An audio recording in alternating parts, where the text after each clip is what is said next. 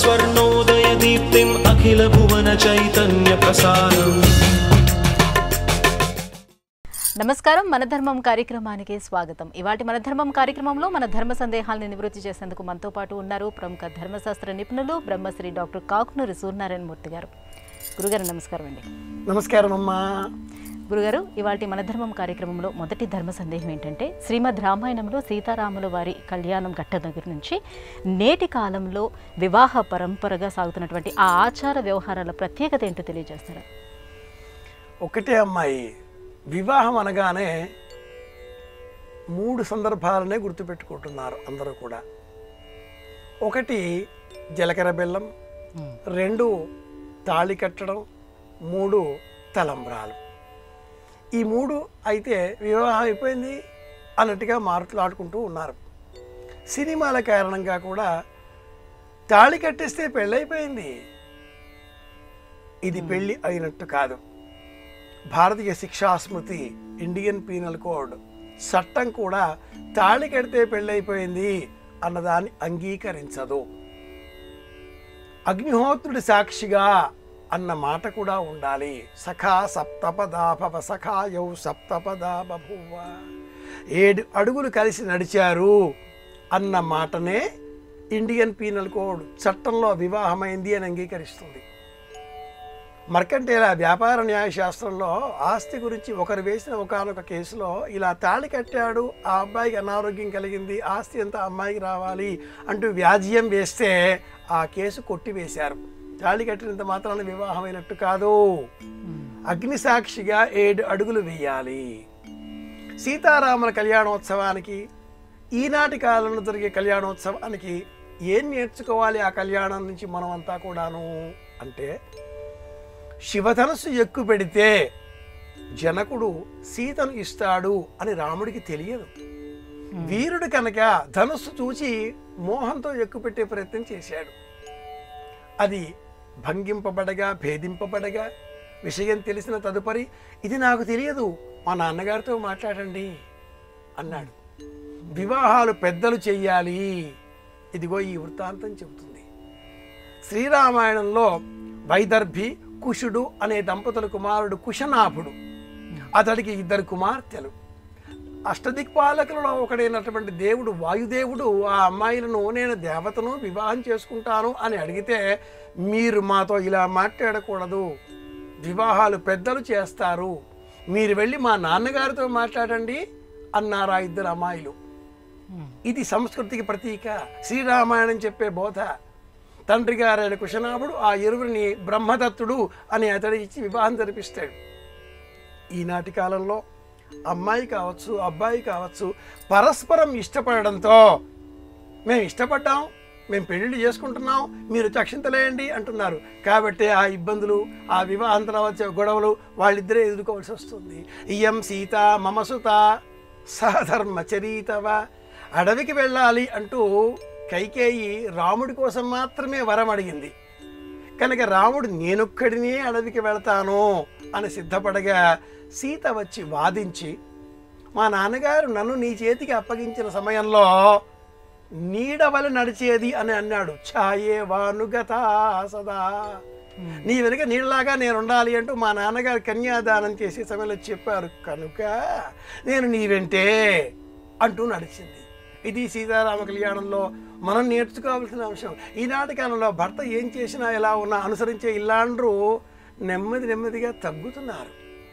మండోదరి కావచ్చు, తార కావచ్చు, రుమ కావచ్చు, కైకేయి కావచ్చు, కౌసల్య కావచ్చు, ఊర్మిళ, మాండవి, శృతకీర్తి, సీత, ప్రతి పాత్ర కూడా వివాహ ధర్మంలో ఎలా మెలగాలి అనే సందేశాన్ని అందించేవే శ్రీరామాయణంలో.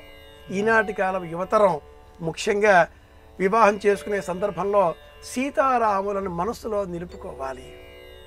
రావణాసుడితో సంభాషించేటటువంటి సమయంలో సైతం సీతాదేవి, హీనోవా రాజ్యహీనోవా, ఎవరైనా కూడా నా భర్త నాకు గొప్ప, నా భర్త వస్తాడు రక్షిస్తాడు నమ్మకం నాకు గొప్ప అంటూ దర్భపుల్లా ఆ పోచ ఇలా పడుకుని మాట్లాడుతుంది. అంతటి విశ్వాసం ఎల్లాలికి భర్త పైన ఉండాలి. భర్త తప్పు చేస్తూ ఉంటే సరిదిద్దే ప్రయత్నం చెయ్యాలి. తార చెబుతుంది, వాళ్ళతో వచ్చిన వాళ్ళు మామూలు వాళ్ళు కారు అని చెబుతూ. కనుక శ్రీరామాయణంలో సీతారామ కళ్యాణోత్సవం మాత్రమే కాకుండా అన్ని సందర్భాలలో కూడా ఈనాటి యువతను నేర్చుకోవాల్సిన అంశం ఏమిటి అంటే వాళ్ళిద్దరూ ఒకరి మనసులలో ఒకరు ఎలా ఉన్నారో మనం కూడా అలా ఉండే ప్రయత్నం చెయ్యాలి. ఇష్టపడడం కోసం ఇద్దరు వ్యక్తులు సరిపోతారు, కానీ వివాహం చేసుకోవాలి అంటే మట్టుకు రెండు కుటుంబాలు ఒకటి కావాలి. శివతరూపంగా అనంతరం రాముడికి విషయం తెలిసి మా నాన్నగారికి చెప్పండి, దశరథుడు సకుటుంబ సపరివార సమేతంగా విచ్చేశాడు. అలాగే జనకుడు కూడా తన కుమార్తె సీతాని వివాహం చేసేటటువంటి సమయంలో సోదరుడికి 3 కుమార్తెలు ఉన్నారు, వాళ్ళకు కూడా పెళ్లిళ్ళు చేయాలిగా బాధ్యత అన్న పెద్దవాడిగా. కనుక శ్రీరథుడి కుమార్తెలైన ఆ 3కి కూడా ఊర్మిళ, మాండవి, శృతకీర్తి వివాహాలు చేద్దాం కుటుంబ పెద్దగా వ్యవహరించాడు. ఇలా ఈ వివాహం ద్వారా మనం నేర్చుకోవాలి. గురుగారు, శ్రీరామ పట్టాభిషేకం వైశిష్ట్యం ఏంటో తెలియజేస్తారా? చాలా ఉంది అమ్మాయి.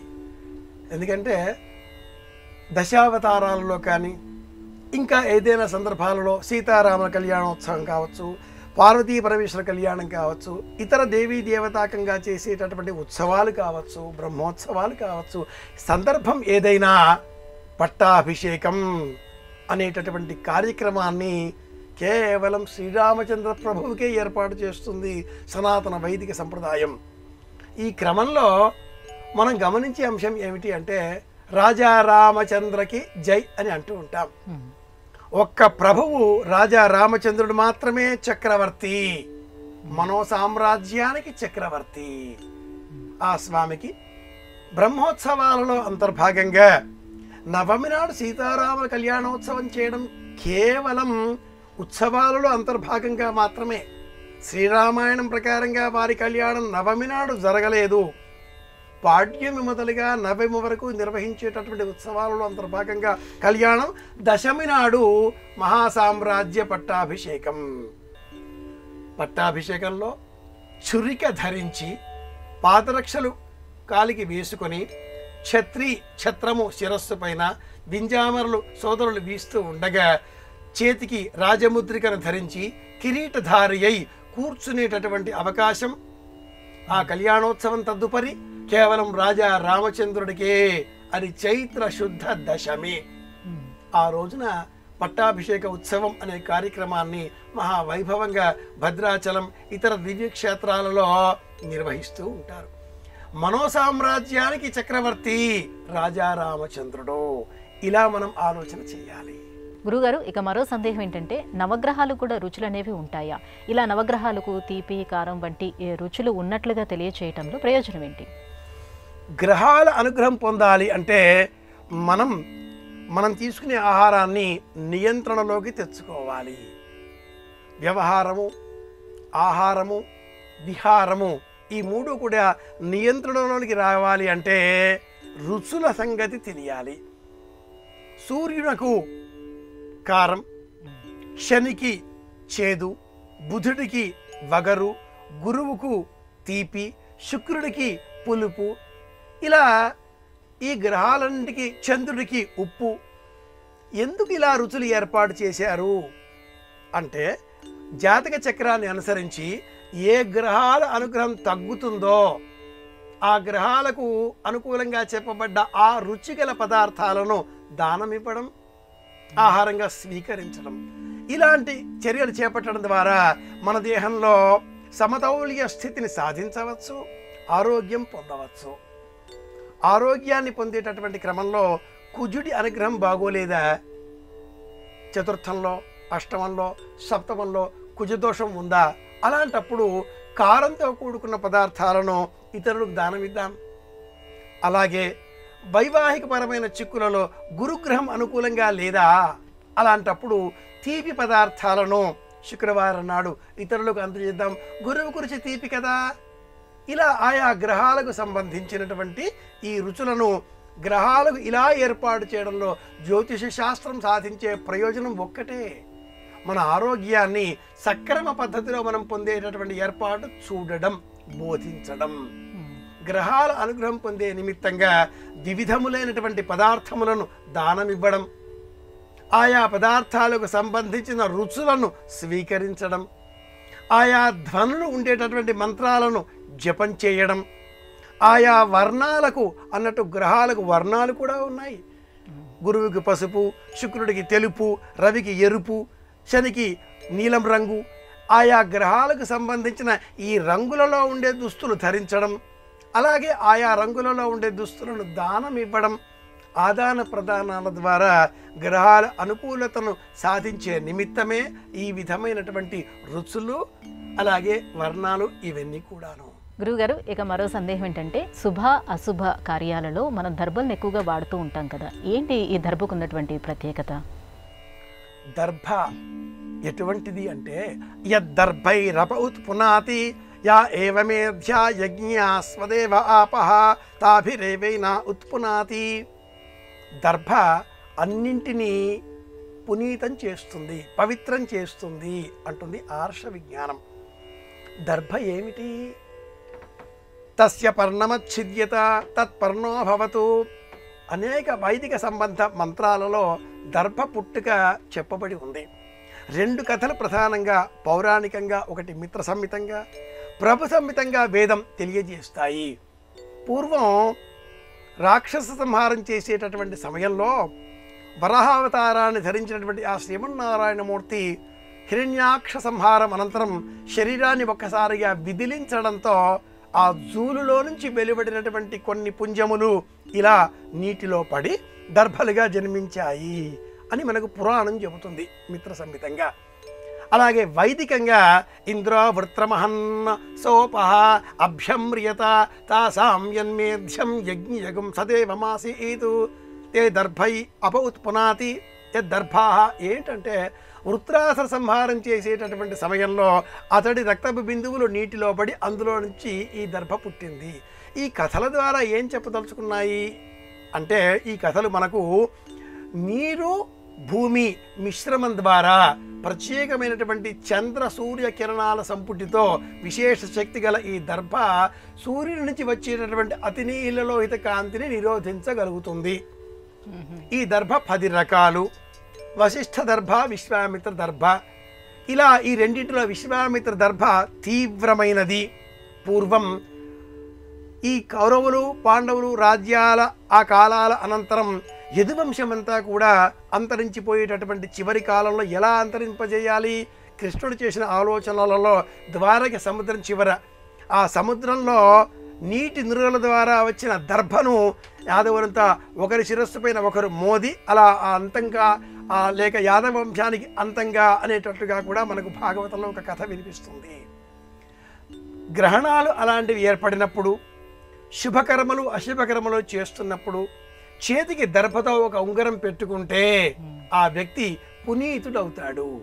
దర్భ ఉంగరం పెట్టుకున్నాను అన్న జ్ఞానంతో మనిషి ఉదాత్తంగా ఆలోచనలు చేస్తూ పవిత్రమైన ఆలోచనలతో ఆ కార్యక్రమం పూర్తి చేస్తాడు. కనుక దర్భలతో కూడుకున్న ఈ ఉంగరానికే పవిత్రము అని పేరు. గురుగారు చాలా చక్కగా వివరించారు. ఇక మరో సందేహం ఏంటంటే, సీతా స్వయంవరాన్ని జనక మహారాజు ప్రకటించినప్పుడు రావణుడు వచ్చి శివధనుసు ఎక్కుపెట్టలేక వెనుదిరిగాడు అని రామాయణంలో ఉందా? అలా లేదు తల్లి. రామాయణంలో ఇలాంటి పిట్ట కథలకు ప్రస్తావనలే లేవు అని చెప్పాలి. రామచరిత మానస్ అనేటటువంటి గ్రంథంలో ఈ కథని మనం చూడవచ్చు. అలాగే కంబ రామాయణంలో కూడా ఈ కథ ఉంటుంది. అనేక రామాయణాలు వాల్మీకి రామాయణంలో ఉండే ప్రధాన కథను స్వీకరించి ఆయా స్థానికులకు అక్కడ ఉండే కథనాలు జతపరుచుకొని సీతారాములపైన అవ్యాజమైన ప్రేమను ప్రపంచమంతా కూడా చాటి చెప్పేటటువంటి నేపథ్యంలో సీత గొప్పదనం, శివధనుర్భంగం చేసే నియమంలో ఉండే ప్రత్యేకతలు, సీత బలపరాక్రమాలు వర్ణిస్తూ 1000 మంది సైనికులు కదిలిస్తే కూడా కదలనటువంటి బలం కల ఆ బరువు కల ఆ శివధనుస్సును సీతాదేవి అలవోకగా ఇలా పక్కకు తిప్పడంతో, బంతి చేతికి అందినే ప్రయత్నాలు చేయడంతో, తీసుకునే ప్రయత్నాలు చేయడంతో ఇలాంటి కథలు. అలాగే శివధనుస్సు ఎక్కుపెట్టిన వీరుడికే సీతాదేవిని ఇస్తాను అంటూ జనకుడు ప్రకటించగా, చాటింపు చేయగా రావణుడు వచ్చి ఇది శివధనుర్భంగమౌంటూ నమస్కారం చేసి వినిపోయినట్లుగా ఒక పురాణం, లేదు ప్రయత్నం చేసి విఫలమైనట్లుగా మరొక పురాణం. ఇవన్నీ కూడా వేరే వేరే పురాణాలలో కథలలో ఉన్నవే కానీ వాల్మీకి రామాయణంలో ఇలాంటి అంశాలు ఉండవు. కాకపోతే సీతాదేవి అయోనిజ, నాగటి చాలులో లభించినటువంటి సాక్షాత్తు లక్ష్మీదేవి అంశ అన్న జ్ఞానం జనకుడకు ఉన్నది కనుకనే ఎవరైతే వచ్చి విష్ణురాత్రి ద్వారా వంశంలో క్రమానుగతంగా ఉన్నటువంటి ఈ శివధనుస్సును ఎక్కుపెట్టే ప్రయత్నం చేస్తారో అలాంటి వీరుడికే సీతను అందిస్తాను వీర్యశుల్క అని నిర్ణయం చేసుకుని ఉన్నాడు. రాముడు వచ్చి ప్రయత్నం చేయడంతో ఆ జనకుడు వశిష్ఠుడికి అలాగే రాముడికి విశ్వామిత్రుడికి ఈ వివరాలు తెలియజేసినట్లుగా శ్రీరామాయణంలో మనం చూడవచ్చు. రావణాసుడి ఆగమనము ఇవేవి కూడా వాల్మీకి రామాయణంలో ఉండవు. గురువుగారు, ఇక మరో సందేహం ఏంటంటే సప్త చిరంజీవులు అని ఎవరైనా ఉన్నారా? వారి పేర్లను స్మరించడం వల్ల ఎలాంటి ప్రయోజనం ఉంటుంది? 8వ చిరంజీవి ఉన్నారా? తప్పకుండా. 8వ చిరంజీవి ఏమిటి? ఈనాటి కాలంలో అనేక చిరంజీవులు మనకు కనిపిస్తూ ఉంటారు. ఎవరైనా తుమ్మితే కూడా చిరంజీవ అంటూ ఉంటారు. లేక అమ్మాయి అబ్బాయి జాతకాలు రాసే సమయంలో వివాహ పత్రికలలో కూడా చిరంజీవి అంటూ ఎవరైనా ఆ పిల్లవాడు శ్రీధర్ బాబుకు అని చెబితే చిరంజీవి అని ముందు పెడుతూ ఉంటారు. ఇక శాస్త్రంలో చిరంజీవుల కథలు అశ్వత్థామ బలిర్యా సహా హనుమాంశ్చ విభీషణ కృపః పరశురామశ్చ సప్తైతే చిరజీవిన. అశ్వత్థామ, బలిచక్రవర్తి, వ్యాసుడు, హనుమంతుడు, అలాగే విభీషణుడు, కృపుడు, ఈ 7గురికి మనము పురాణ ప్రపంచంలో సప్త చిరంజీవులు అని చెప్పుకుంటాం. మధ్యలో పరశురాముడు 6వ చిరంజీవి కూడా ఉన్నాడు. 7వ చిరంజీవిగా కృపుడి పేరు చెబుతాం. ఈ 7గురు కాకుండా 8వ చిరంజీవి మృకండ మహర్షి కుమారుడు మార్కండేయుడు. ఈ కథలు చెప్పడంలో ఉండే ప్రయోజనం ఏమిటి అంటే, పూర్వకాలంలో చిన్నారి బాలబాలికలను ఇంటి ముందు కూర్చుండబెట్టుకొని వారికి ఈ పురాణ కథలు చెప్పడంలో అశ్వత్థామ ద్రోణుడి కుమారుడు, శిరస్సులో మణి ఉండగా జన్మించినవాడు, శివ అంటే రేపు, అశ్వము రేపు లేనటువంటిది, మహావేగంగా ఉండే వ్యక్తి, ఇప్పుడు అనే వ్యక్తి ఆ కథలన్నీ చెప్పాలి. అర్జునుడికి సంబంధించిన కథనాలలో ఉప పాండవులని సంహరించినప్పటికీ ఈ చిరంజీవిత్వం కారణంగా అతడిని విడిచిపుచ్చారు పాండవులు. అలా మిగతా ఆ 6గురు అశ్వత్థామ వృత్తాంతము 7 వృత్తాంతాలు పిల్లలకు చెప్పడంలో వారిలో పురాణ ప్రపంచం పట్ల ఆసక్తి పెరిగేది. ఈ 7గురు నక్షత్ర మండలానికి సంబంధించిన వీరులుగా పౌరాణిక నక్షత్ర విజ్ఞానం తెలియజేస్తుంది. ఇక 8వ వ్యక్తి మార్కండేయుడు. మృకండ మహర్షి దంపతులకు పిల్లలు లేరు. శివుడిని ప్రార్థిస్తే అల్పాయుర్దాయం కల కుమారుడు జన్మించాలా వివేకవంతుడు, లేక అధికమైన ఆయుర్దాయం కలవాడు కానీ మూర్ఖుడు కావాలా అని అడగగా అల్పాయుర్దాయం కలవాడైనప్పటికీ వివేకి అయిన కుమారుడే కావాలి అన్నాడు మృకండు. 16 ఏళ్ల వయస్సు మాత్రమే ఆయుర్దాయం. కానీ మృకండ మహర్షి తన కుమారుడికి పంచాక్షరి మంత్రం చెప్పడంతో వివేకి అయిన ఆ మార్కండేయుడు పంచాక్షరి జపం చేశాడు. శివానుగ్రహంతో యమభటులను యముడిని కూడా ధిక్కరించి పరిపూర్ణమైన ఆయుర్దాయం కలవాడయ్యాడు కనుక ఇతడిని 8వ వాడుగా పురాణాలు తెలియజేస్తాయి. ఈ కథల ద్వారా అమ్మ నాన్న మాటలు పిల్లలు వినాలి, పెద్దలను అనుసరించాలి, విజ్ఞానం పెంచుకోవాలి, వైజ్ఞానికంగా ఆలోచనలు చేయాలి, పర్యావరణాన్ని ప్రకృతిని కాపాడుకోవాలి. ఇలాంటి సందేశాలను ఈ 8 మంది మహావీరుల కథలు బోధిస్తాయి. ఇందులో ముఖ్యమైనది ఆంజనేయ స్వామి వారి కథ కూడా. ఇది నేపథ్యం. గురుగారు, ఇక మరో సందేహం ఏంటంటే గోళ్లు కొరకడం, కాళ్ళు ఊపడం వంటివి దరిద్ర హేతువులుగా మన పెద్దలు చెప్తూ ఉంటారు. ఎందుకని? ఇవి మాత్రమే కాదమ్మా, చాలా ఉన్నాయి. మనస వాచ హస్తాభ్యాం పద్భ్యాముదరేణ అంటూ వేదంలో చాలా తప్పులు మనం తెలియకుండానే చేస్తూ ఉంటామట. ఓ పార్కులో కూర్చున్నాం అనుకో, అలా చుట్టూ ఉండే గడ్డిని పీకి పెడుతూ మాట్లాడుతూ ఉంటాం. ఒక కుప్ప చేసి పెడతాం, గడ్డి పీకుతూ ఉంటాం. చేతు ఊరుకోవుగా, చేతికి పెన్ను ఇచ్చామా సున్నాలు పెడుతూ ఉంటాం, రాస్తూ ఉంటాం, సంతకం పెడుతూ ఉంటాం, తన పేరే రాసుకుంటూ ఉంటారు, అండర్లైన్ చేస్తూ ఉంటారు, ఏమేమో ఆ పెన్ను అంతా చూస్తూ ఉంటారు. నోటు బుక్లో చివరి పేజీ ఈ అమ్మాయి ఎలాంటిదో ఈ అబ్బాయి ఎలాంటి వాడో మాకు తెలియజేస్తూ ఉంటుంది అని కూడా శాస్త్రం చెబుతూ ఉంటుంది. ఊరికే ఉండం కదా, చొక్క చివర్లు మెలిపెడుతూ ఉంటారు, కొంగు చివర మెలిపెడుతూ ఉంటారు. మన వాచ హస్తాభ్యాం అలాంటివే ఈ గోళ్ళు కొరుక్కోవడం, లేదా గోళ్ళు ఇలా తోచడం, కొరకడం, కాళ్ళు ఊపుతూ ఉండడం.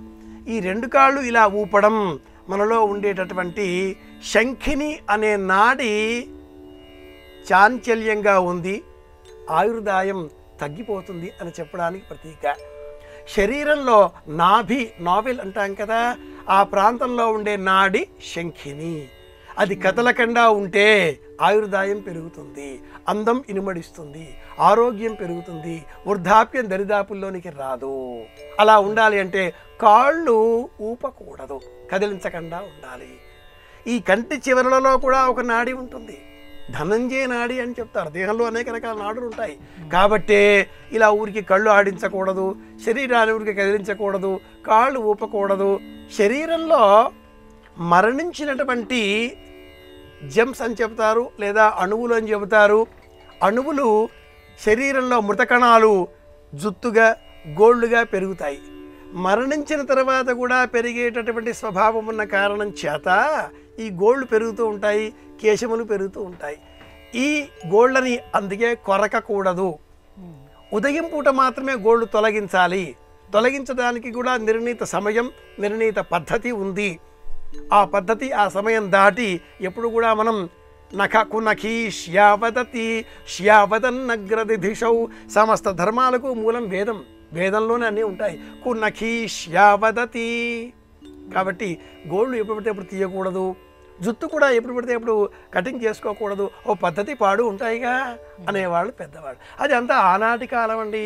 ఇప్పుడు నా ఇష్టం అంటే మేమేం చేయలేం. కానీ మన ధర్మం ప్రకారంగా కాళ్ళు ఊపడం దరిద్ర హేతువు.